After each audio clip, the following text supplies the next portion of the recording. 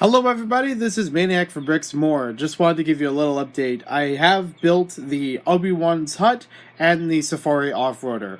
Comments are now disabled on most of my YouTube videos, so I did keep track. I was making sure that among the voting on all the social media, these were the two sets out of 3 for 2020 that I picked up that you guys wanted to see the most as soon as possible for reviewing. I will get the reviews up as best as I can, as soon as I can. Right now I'm in the middle of some cleaning, but also, I also want to mention that I built these 4 sets over Brick Studios live stream. We already ended a little while ago, but hopefully you can still find that footage through YouTube. So check out his channel, BRIX Studio. You can find more information on there, my impressions of each of these sets as I was building them. To give you a quick synopsis about each of these, I built the Lady Liberty first. This was a brickheads that I wanted to build to try to make it into an Apocalypseburg version, but also I wanted to get the brickhead on its own, so I'll get another copy later. It's very, very interesting compared to other brickheads I've built, and I've built a whole bunch of them, like probably 20 of them at this rate. It has a very interesting way of making the torso and dress kind of work together, so it's not like other brickheads where it's a torso and then legs. This one, it's one larger mass, for lack of a better term. It has a whole bunch of snot bricks that are unique on every side of it, so that in the instructions, when it flips around to different sides and saying, here's where you put the legs, or not the legs, here's where you put the arms, here's where you put the drapery, it's easy to follow that. Even though there's a lot of sand green throughout the entire build, some parts of it in the middle are not sand green, as expected. It does have a brain. It does have a few 2x2 round bricks in red, so that helps with making the process smooth, like going through it. Speaking of smooth, a lot of smooth textures are all through here, trying to add in that drapery detail that the statue is known for. And yeah, a little bit barren on the back, I would say. This is probably the part I don't like at all, really, with it. But it's facing the back, so it's not too bad. There are no printed parts except for the eyes. It doesn't have a printed tile for the scroll or for the book. You could add one in from the collectible minifigure if you have that, or if you have the Lady Liberty magnet. But it's not necessary, and you're really not going to see it that much. I'm fine with that, being a standard tile. Plus, it would have been hard to find with everything else. That hairpiece is pretty interesting. It's the first time I got that in any color, but I think it came out in the Silent Mary Pirates of the Caribbean set. I tried it on a minifig, and it just looks all whoosh. So, I don't know how useful it is as a hairpiece unless you have something in motion. But I do like this all the way around, for the most part. I do also like the crown. That was done very easily, having that attach on the top of it and then laying down like that. Works pretty well. Next up, I built Obi Wan's Hut, and I will do better, thorough reviews of all these sometime later. This is just first impressions right now. I built Obi Wan's Hut, and it's hard to argue it at $30. I'd say the reason why it's at that price is Star Wars tax, which is common, but also a couple new pieces that are in it, or relatively new pieces. As far as any of the minifigs, they're not too exciting as far as reprints for Obi-Wan, for Luke, or anything like that. The Luke, I've noticed, fits a little bit more like the other versions of Luke I see in, I want to say the Yoda's Hut set, but definitely like the Death Star Final Duel set. Even though they came out a couple of years ago, for some reason the face works a little bit better with that one, even though it's not even in the same movie. The Tusken Raider is a relatively new print. It's okay. It's not the kind of thing you would need to get the set for, because it is available in one of the Microfighter sets, I believe. It is hard to fit all of the minifigures inside of here. It is a bit cramped for the space.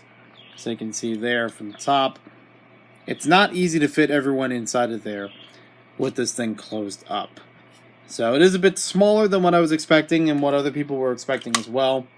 It gets the shape just right for what I would expect this hut to be, or even other ones in the same area, same parts of the movie.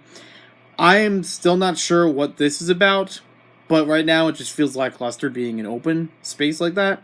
A lot of clips on here lead me to believe that something will attach on there later from another set, maybe making a larger version of the hut. I'm not sure. I'm not sure what else it would be added in there, because it seems like it covers everything that it can here, even if it's compromising the space. I do also like the training droid that comes with this, and I actually use the extra piece. There's an extra 1x1 that's added in here. Stuck that right onto the training droid, so I won't even have to worry about that when taking everything out. And I didn't put the lightsaber in here. I think it was just the one lightsaber in there and one in Obi Wan's hand right now, so that's fine. I don't know what exactly would go in here, but I guess you could use that as a floating box. I don't know. Or even use the binoculars with it too. Next up, I built the Safari Off-Roader, and I actually did this in a way where every once in a while I build a Lego set without adding stickers onto it, even though it comes with stickers, because I wanted to see what it was like. I wanted to see how it would stack up without stickers. And honestly, it works pretty well. If you wanted to have this as just an off-road vehicle without the zebra pattern, if you wanted to convert it a little bit into an SUV, it wouldn't take too much. Just take away a few pieces here and there, and that would work just fine. And it also fits two figures in here, not just on the top, but also on the inside. So I always applaud Lego sets that can do that, fitting the two figures that come with it into the vehicle. I definitely enjoy this figure right here with a new print for the torso. I've mentioned this before, and I'll mention it again. It looks like Pippin Reed from Adventurers, and in that vein, it would fit very well with the new Johnny Thunder. I have a post up on Instagram with the two next to each other so you can see more what that looks like.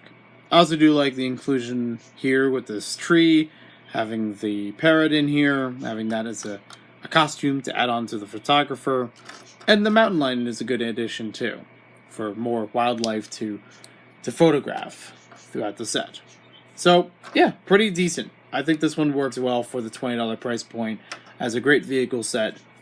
It's pretty good. It lives up to the hype that I was expecting. And then last but not least, this was a cool down set. This was the Green Goblin Junior's set, 4+ set. What's it called? Spider-Man Car Chase. Yeah, I call it the Green Goblin set because I got it for the Green Goblin. That's definitely the most exciting part of the set, is the new version of Green Goblin. Different from other versions. I do still like the Goblin hood piece that's used there from several troll-related, orc-related figures in the past. Even other Green Goblins have used this.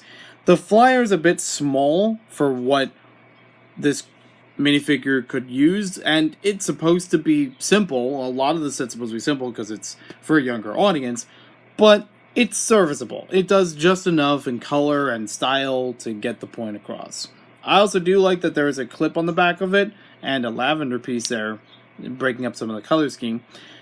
I do like the clip on the back of there to hold more, so you can have another accessory like this bag for more of his money or more of the pumpkin bombs, whatever you want to interpret that. As for the car, it's basic, but it gets the job done. And for a $10 set, this is decent. This is just enough of what you need for a younger kid. Being able to build this and still have some unique pieces to use and still get some cool style out of it. I do like that these pieces line up flush, which I didn't expect. I never knew that before. So that is pretty nice for someone of my age, someone older building this. I also do like that there are two web pieces included. They could have easily just had the one long string one or this one, but they threw them both. So that's good to have a little bit more of that. I kind of wish I could do reviews in a way that would be like sort of rating them, because I feel like I could rate sets without having a number system or a letter system, and I'd rather have it as like a label. And interchangeably a label, you know, like if I call it this thing, it doesn't mean it's the worst, but this is the way I look at the set, the way I define the set. But it may have different purposes for other people. So for example, the Spider-Man Card Chase set for me would be a parts pack. It has a couple neat parts in there. It's not necessarily worth it for the build on its own, but that's from my perspective. That's you know, what I'm seeing out of this. Someone else might actually enjoy the car, or might get more out of the flyer than I do, you know, whatever the case may be. Someone could look at the Lady Liberty and say that's a parts pack. If you wanted to get a lot of sand green, you're getting over 100 sand green pieces in here. I will say one thing that's confusing about this is the slope pieces, because the ones that have angles to them, I was a bit tripped up on a few times, different areas of it, where it either needs two of the same or two different ones, and it kind of confuses it with just the flat forward one that doesn't have an angle to it. But I still made it through. Didn't have to go back any major steps for that.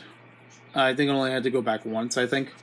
So yeah, there's just quick thoughts on 4 of the sets from my backlog. 2 of them recently added in, 3 of them recently added in. One of them has been here for a little while, a couple months actually, a couple weeks at least. And thank you for watching.